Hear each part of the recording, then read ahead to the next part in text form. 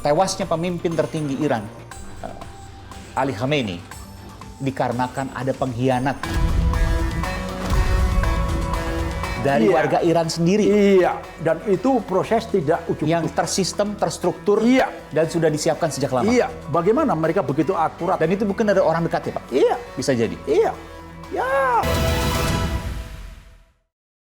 Sekarang tentu kondisinya sedang tidak baik-baik saja secara geopolitik. Perang Iran dengan Amerika dan Israel, kita nggak tahu selesainya kapan. Dan sudah berdampak pada dolar misalnya yang di atas 17.000, sekarang 17.109 Pak. Kemudian harga minyak per barel juga sempat menyentuh di atas angka $100 per barel. Hari ini sekitar 90-an dan terus meningkat. Ada rencana untuk WFH, work from home, ya 1 hari dalam seminggu. Artinya kan bukan dalam kondisi yang baik-baik. Saya ingin tanya dulu Pak, untuk WFH itu akan dilaksanakan dan itu bagian dari penghematan. Dan bagaimana sesungguhnya kondisi ekonomi kita saat ini? Kan Bapak, walaupun Bapak bukan di bidang ekonomi, tapi Bapak melihat juga karena pengendalian pembangunan dan investigasi khusus, jadi secara general Bapak cukup paham kan itu. Bisa saya tanya itu Pak? Oke, jadi secara umum udah disampaikan ke beberapa menteri terkait, ya toh.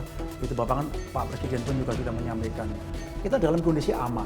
Namun karena tadi Mas menyampaikan, sampai kapan sih perang ini? Nggak ada yang Kan tahu. kita nggak ngerti. Yes. Oleh karena itu kita harus save, ya semua resources yang kita punya, baik itu energi, baik itu pangan, dan seluruh ya yang kekuatan yang bisa kita efisiensi.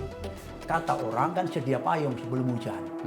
Jangan sampai nanti begitu perang berlarut ya entah kapan ya akhirnya kita sekarang sudah ada beberapa negara loh ya yang bandaranya tutup ya kan karena kekurangan energi, aftur dan lain sebagainya kan. Nah, kita kan belum dalam konteks seperti itu. Kita masih bagus aja ini.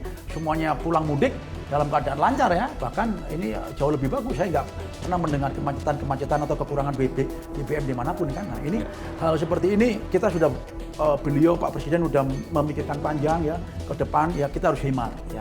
Karena kita tidak mengerti dan kita harus siap dalam keadaan yang terburuk. Ya, yang terburuk. Namun kita harus kuat. Ya. Makanya dari awal beliau sudah selalu sejak jadi Menhan, pangan, energi, air, pangan, energi, air.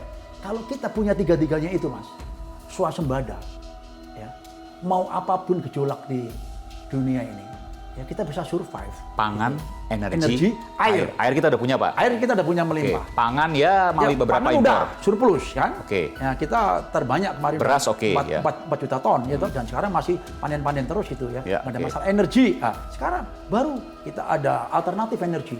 Ada biomas, matahari, ya, ada matahari, itu dan yang lain-lain. Sekarang kencang beliau sampaikan dan ini kemarin beliau juga sudah sampaikan akan membangun listrik itu sampai 100 gigawatt ya dengan solar panel. Matahari. Itu nanti otomatis akan menghemat energi batu bara, energi fuel dan mematikan minyak, pembangkit dari fosil. Betul. Nah, kemudian kita juga beliau genjot terus untuk sawit ya kan, biomas ya yang B40 syukur-syukur bisa jadi B100. Bahkan Pak Prabowo dalam dialognya sempat menyatakan bahwa saya nggak apa-apa dibilang Bapak sawit. Selama itu kemudian bisa membangun dan mensejahterakan bangsa. Udah, Mas. Saya mengikuti beliau ya itu dari tahun 2009 kita berapa kali. Kita udah nggak mikirin mau dibilang dihina kayak dikritik di ini di itu. Pak Prabowo tahu itu? Iya. Saya bisa tanya Pak, Pak Prabowo sempat mungkin beberapa kali membaca komentar-komentar misal media sosial. Iya. Sekali-sekali beliau kan beliau sendiri juga cerita kan sekali-sekali beliau lihat YouTube, lihat ini. Itu kita nggak akan terpengaruh dengan sesuatu yang tidak bergizi. Dan dari dulu Pak Prabowo sudah biasa dengan hal seperti kita berbuat aja yang terbaik, output kita yang akan dirasakan oleh masyarakat ya. Tadi Mas bicara tentang MBG contohnya ya. MBG. Saya mau tanya itu baru Pak. Boleh. Nggak apa-apa ya? Boleh. Ini hal yang sensitif soalnya Pak, karena program prioritas Pak Presiden. Saya ingin tanya Pak, tadi soal kita melakukan penghematan dan seterusnya. Tetapi bahwa ini pakar-pakar ekonomi yang kemudian menilai. Saya juga punya data, misalnya 2025 itu anggaran MBG 71 triliun dan 2026 ini naik menjadi di atas 330 triliun, artinya lebih dari 4 kali lipat, bahkan hampir menuju ke 5 kali lipat, tapi tidak 4 kali lipat lebih lah. Intinya bahwa di tengah penghematan, banyak yang kemudian menilai MBG program yang sangat baik, sangat bagus, tapi mungkin bisa dikurangi dari sisi sebarannya, mungkin daerah 3T, mereka yang membutuhkan dan seterusnya. Tidak kemudian seluas ini. Bagaimana Bapak kemudian menjawab usulan-usulan seperti itu? Jadi begini ya, fundamental berpikirnya, dasar berpikirnya kita, itu secara makro dulu. Ya, bangsa kita ini sudah ratusan tahun dijajah. Sampai sekarang nggak habis-habis. Ya, itu. Namun, kenapa? Kita kan juga selalu masih import teknologi-teknologi tinggi. Ya, handphone, laptop, pesawat, tank, bahkan sampai satelit, kita juga belum bisa buat. Ya kita akuin aja. Sementara itu sumber alam untuk membuat barang-barang yang kita import ini semuanya itu ada di Indonesia. Iya, betul. Nah, negara lain, contoh Korea Selatan, dia tidak punya sumber daya alam seperti Indonesia. Singapura apalagi, Singapura apalagi, air aja dari Malaysia. Tetapi kenapa? Mereka lebih menguasai teknologi, produk-produk teknologi, industrialisasi yang maju, dan ekonomi dari kita yang kaya sumber daya alam. Yes. Itu permasalahannya di mana coba? Kan permasalahannya pada sumber daya manusia kan? Nah, sumber daya manusia inilah yang kita perbaiki. Nah, untuk supaya the big push power ada kekuatan besar yang cepat seperti itu, maka kita meniru program-program negara-negara maju yang sudah dia laksanakan puluhan tahun. Sudah lebih daripada 100 negara maju ya, melakukan makan bergizi gratis puluhan tahun. Nah, oleh karena itu tidak heran bila mereka semua rakyatnya cerdas-cerdas, pintar-pintar. Nah, mereka berinovasi, kreativiti seperti itu. Nah, inilah ya MBG itu investasi, itu bukan cost. Kapan itu hasilnya akan kelihatan? Ya, namanya kan ini proses. Ya kan? Anak masih SD, dia akan produktif. Ya nanti setelah 5 tahun lagi, 10 tahun lagi, ya itu. Coba lihat kalau kita ke negara lain ya, contoh China, itu dulu itu ada seorang pemimpin Deng Xiaoping ya, kalau nggak salah ya, tahun 82 sampai 86 dia mimpin, itu dia berantas korupsi dengan sangat kejam, itu yang korupsi hukum mati. Kalau tidak salah coba cek di internet hampir 5.000 orang, itu sampai detik ini, itu dipakai terus itu sistemnya. Dan dia bilang, lihat Cina 30-40 tahun ke depan akan menjadi negara besar. Benar nggak sekarang? Benar kan? Ada satu lagi hegemoni dunia sekarang, Cina. Gitu. Dan itu dimulai 30-40 tahun yang lalu. Dan Pak Prabowo ini berpikir jangka panjang, jangka menengah, jangka pendek. Semuanya udah dia pikirin. Itu kelebihan beliau. Yang saya lihat visionnya itu, makanya dari awal saya bilang, ini out of the box.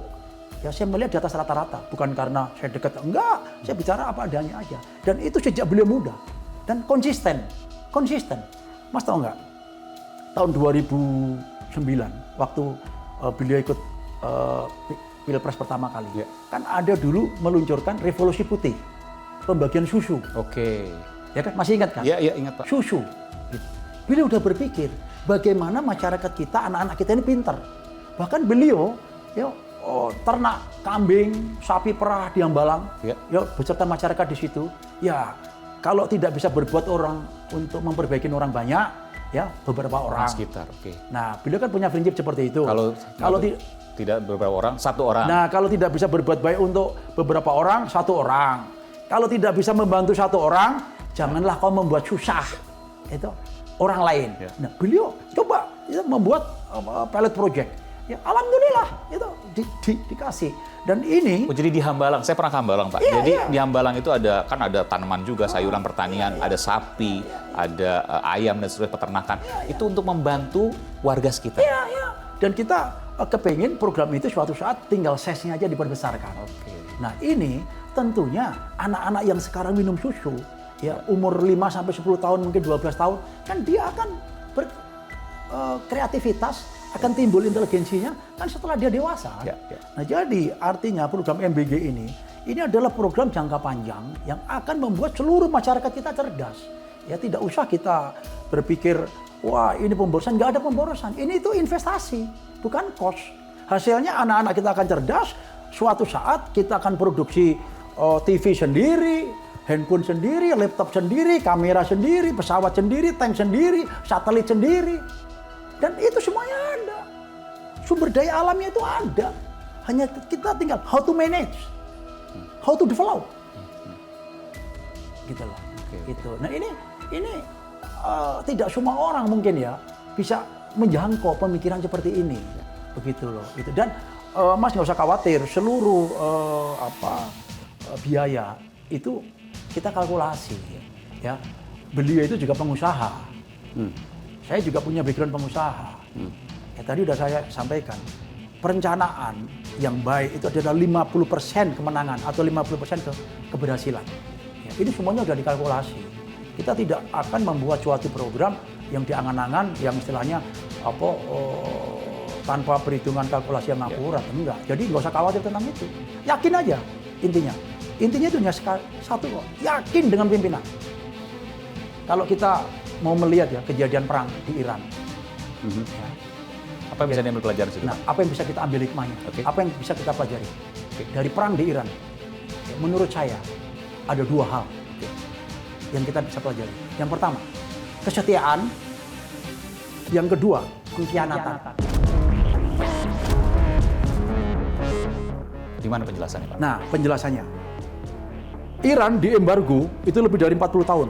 Kalau nggak salah dari tahun 82 ya. 79, Pak. Ya, 79 82. Ya, 40-an tahun lebih itu. Kita hampir 50 tahun. 47 tahun. Ya. Di sini kesetiaan rakyat Iran kepada pimpinannya itu luar biasa. Sehingga mereka bau-membau akhirnya seperti ini Iran. Hebat nggak? Dia berani nantang. Ya, semua negara yang itu dia siap untuk menyerang. Yang itu diam-diam tanpa gembar-gembor, kesetiaan itu berlanjut terus. Akhirnya membuahkan hasil yang luar biasa. Besar Iran, betul. Di tengah embargo 40 tahun, besar sekali. Betul. Seluruh negara heran loh. Betul. Dengan kekuatan Iran yang saat ini. Betul. Dia punya misil yang kayak begitu. Luar biasa. Kemarin itu sampai 4.000 km supersonik segala Dan itu macam. belum dikeluarkan semuanya. Itu high tech. Dan dia punya ya katanya ya nuklir segala macam. Nah ini kesetiaan rakyat kepada pemimpinnya itu membuahkan hasil yang luar biasa. Itu satu sisi yang bisa kita ambil. Yang kedua pengkhianatan.